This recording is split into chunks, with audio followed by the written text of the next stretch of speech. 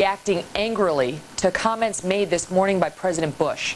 The president spoke to Israel's legislature this morning, he's over in the Middle East, and criticized, without mentioning anyone by name, suggestions for using diplomacy to deal with rogue nations. Take a listen to President Bush. Some seem to believe that we should negotiate with the terrorists and radicals as if some ingenious argument will persuade them they have been wrong all along. We've heard this foolish delusion before. As Nazi tanks crossed into Poland in 1939, an American senator declared, "Lord, if I could only have talked to Hitler, all this might have been avoided." Well, White House spokeswoman Dana Perino now denying that those comments were directed at Barack Obama. For more on this developing story, we're joined by Obama National Campaign co-chair and former Senate Majority Leader Tom Daschel. Good morning, Senator. Good morning. Thanks for being here with us by phone.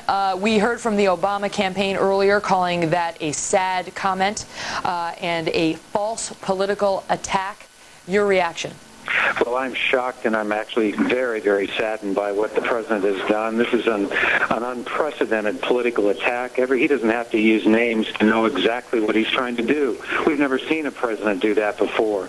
And I think the ironic thing is that his own Secretary of Defense, just in the last couple of weeks, has done exactly what Barack Obama has called for, and that is to engage with the Iranians. He himself has said that. So he probably ought to start by firing his Secretary of Defense if he takes offense at the positions that Barack has made here.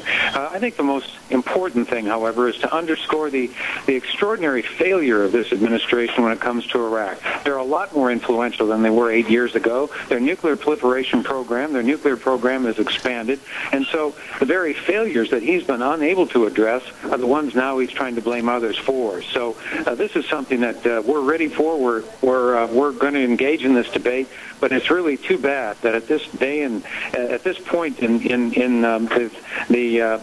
celebrate that the 60th anniversary of Israel this way is uncalled for, and it's very, very disappointing. Senator, you know that, of course, the issue of Iran has been explosive, in particular in the Middle East, and that there has been a lot of criticism of Barack Obama's suggestion that he would meet with leaders like Ahmadinejad.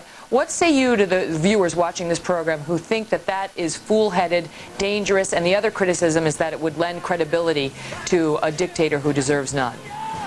Well, again, as I say, the Secretary of Defense, Gates, has called for something very similar. Others have said the same thing.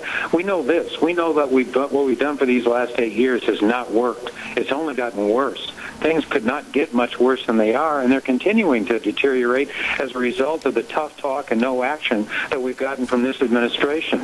So it's time to engage. It's time to do something differently, and I think the quieter heads, wiser heads have called for just that. This isn't something just Barack Obama has advocated. It's something that across the board, European leaders, Asian leaders, and leaders in our own country have called for too.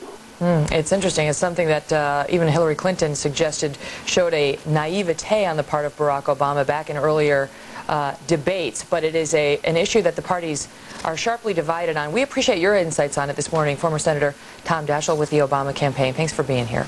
My pleasure. All right.